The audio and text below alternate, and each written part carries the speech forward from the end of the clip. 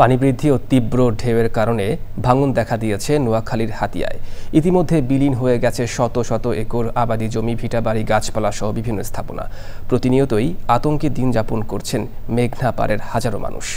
ভাঙন রোধে দ্রুত কার্যকর ব্যবস্থা নেওয়ার দাবি স্থানীয়দের। শিগগিরই বাঁধ নির্মাণের আশ্বাস দিয়েছে পানি উন্নয়ন বোর্ড। আলাউদ্দিন শিবলু তথ্য, ভিডিওচিত্রে সৈয়দ মাদি হওয়াদিতের রিপোর্ট। উপজেলার ৪০ কিলোমিটার এলাকা জুড়ে চলছে ভাঙন। এরই মধ্যে নদীগর্ভে বিলীন হয়ে গেছে চর ঈশ্বর, নলচিরা, সুকচর, হরণী ও চানন্দি ইউনিয়নের বিভিন্ন এলাকা। ভাঙন আতঙ্কে লক্ষাধিক মানুষ।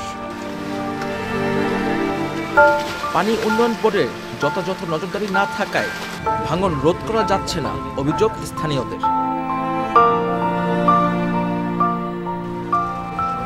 যে আমাদের যে বরাদ্দ এবং যে প্রকল্প এবং এই জিও ব্যাগ এবং টিকসই একটা ব্লকের ব্যবস্থা করা হোক। যদি ব্লক দ্বিতীয় তাহলে মোটামুটি রাস্তাঘাট বা বাজার এখানে টিকতো। মেঘনা নদীর যে তীব্র বাতাসগুলো আমাদের গায়ে এসে পড়ে, আমাদের বাড়িঘর এসে পড়ে, কিন্তু গাছগুলো যদি থাকতো, গাছগুলো একটা ব্যারিকেডের মতো সরাসরি গাছগুলো পড়ে যাচ্ছে। অতি দ্রুত যাতে নদী ভাঙন রোধের জন্য দ্রুতভাবে ব্যবস্থা নেওয়া হোক। বসত ভিটা হারিয়ে খোলাকাশের নিচে দিন যাপন করছেন নদীপাড়ের মানুষ।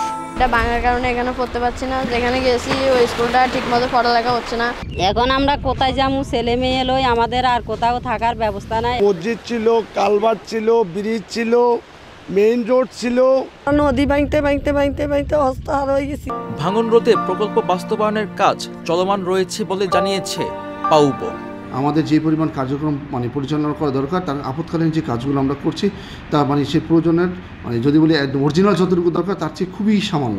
তো আমরা চেষ্টা করছি, আমরা আমাদের সাধ্যমতো চেষ্টা চালিয়ে যাচ্ছি। আসলে দ্রুত বাঁধ নির্মাণের দাবি জানিয়েছেন স্থানীয়রা। সৈয়দ মাদি হওয়াদিব, প্রকৃতি ও জীবন ডেস্ক, চ্যানেল আই।